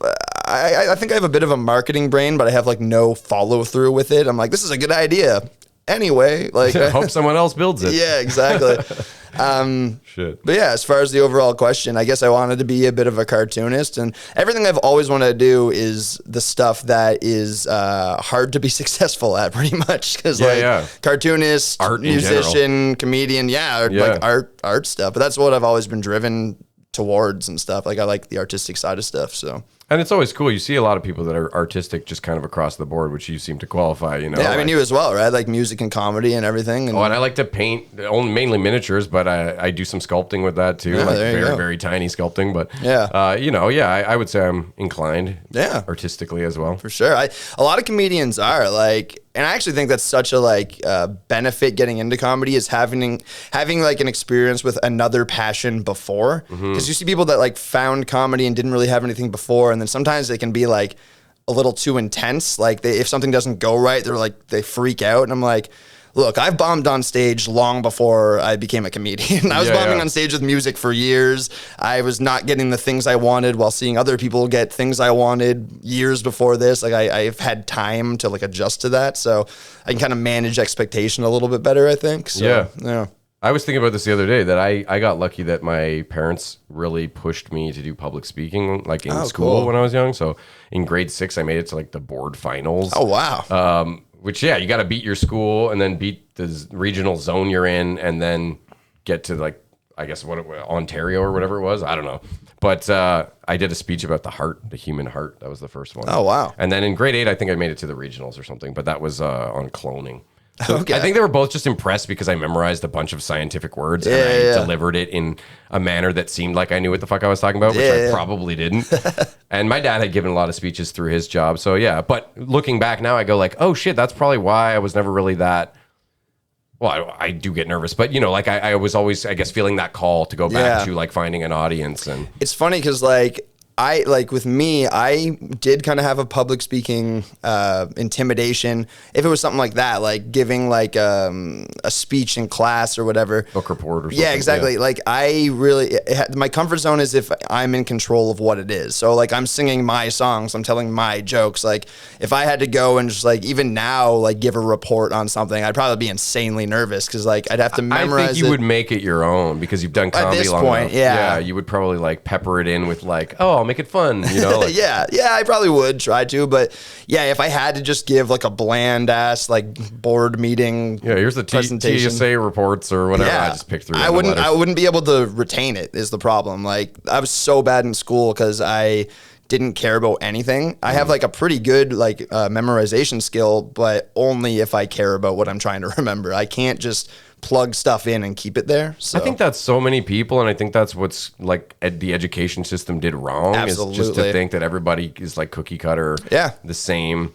there are fundamentals that are good. Like Yeah. you should make kids get exercise every day and shit Sure. like that. But yeah, it sucks because it's probably just a lack of funding, right? Like to try and give hands-on learning for each different. How do you learn? You know, Yeah. like that's kind of that's the problem, right? Because I agree that they're not doing it right, but I don't know how you would do it right. yeah. Like, It's it'd be easy to so just say hard. this is flawed, but like okay, you come up with a solution that doesn't Yeah. cost insane amounts of money and a Exactly. huge workforce. You know, Exactly. So I don't know. And like in my school, I didn't like creativity was not. They didn't put a lot of focus on that. Like they like would routinely take money from the arts programs to put into the sports programs and stuff like that. And no one really gave a shit. I know our music teacher, like he put his own money into like supplying a lot of cool equipment, and so he'd get like MIDI keyboards and like good microphones and stuff. Like. Because he thought it was cool, but like they were doing nothing for it. So he was like, "Well, fuck, I guess I'll sink some money in." And that's probably a common story where they're redirecting funds. Yeah. It depends on the school, I guess. But. well, my high school, it later a year before my principal was supposed to retire. This was long after I was gone. It turned out he was redirecting funds in a lot of ways. Oh shit. Yeah, and like paying. Yeah, I don't remember exactly the story, but yeah, he was basically he got caught for. Yeah, putting money where it wasn't supposed to go. Oh, not like hookers or something, or like No. Like he was taking it, or he was giving it to like I think like his wife. There was some weird thing going on. some special fund on the side. Yeah. Or yeah. And then basically they were like, all right, well, either we can pursue this legally or you retire a year early. And he was like, all right, peace out. So Good call. Yeah. Yeah, I mean, shit. That's probably the best thing to do in that situation. If Yeah. they're giving you that out, Yeah. you're lucky, really. So all that to say, I didn't have the best high school experience because it wasn't necessarily the best high school. So Yeah, I wasn't a big sports guy either, and Yeah. I was lucky enough to have arts stuff. Like I was in band, grade 7 and 8. I played clarinet and bass clarinet, and that's cool. yeah, it was fun. Different side of music, you know. Yeah. Well, even like the creative side, I didn't feel besides music, I wasn't really offered a lot of encouragement. Like I remember like art class, like I don't want to draw a bowl of fruit. Like again, it goes to the retention thing too. Like if I'm not interested in it, I can't just force myself. So Yeah. like we'd be doing stuff in art class and like I'm a pretty good artist, but the things they were asking me to do, I couldn't really put myself into. I remember one art teacher sort of tried. He was like, all right, bring me like a sketchbook of some of your stuff and we'll figure out something for you to do. And I showed him and he's like, why are they all screaming? Like he just like didn't get it. He knew nothing to do. He was just like, I don't like this basically. Oh, and I was man. like, oh, this is not helping either. Like you. It's crazy how a bad experience with a teacher can totally sour you on like a subject. Oh, absolutely. That's why I don't speak French at all anymore. I was on the course to be speaking French. I took immersion in like grade 7 and 8 even. Yeah. And grade 9, I just had the worst teacher. And she made me like not hate the language, but like made me just be like, okay, next year I'm not taking French for sure. I cannot handle even the chance of getting her again. And Yeah, that was it. absolutely. Never looked back. Yeah.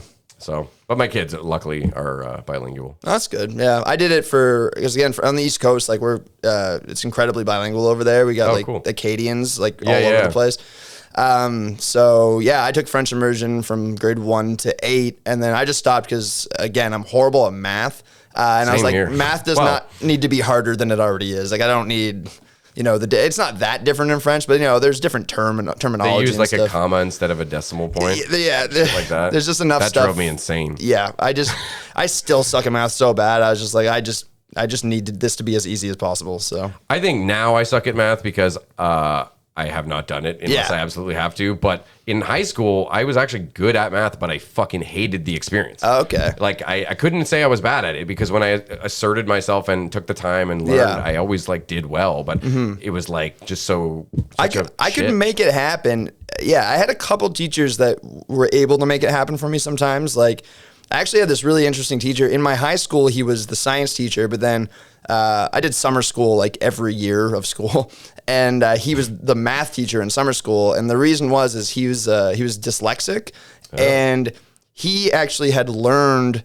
Like he became so good at math because he was so bad at math because of his dyslexia that he was able to like learn all the like tricks to like figure it out. Crazy. And he ended up being like a professor at one point, teaching math teachers how to teach math essentially. Even though he was dyslexic. That's Yeah, because crazy. he mastered it. Like because you hear that sometimes about dyslexia, it can almost become like a superpower if you kind of like wrap your head around it properly. So Well, I'd say there's also the argument that just any sort of disability, if you want to call it that, there's those people that rise to the challenge. Yeah. It's like the guy who can't use his legs, but he has the hugest arms you've ever Yeah, seen, and he exactly. can walk around like, or whatever else, people who just refuse. They're Yeah. like, nope.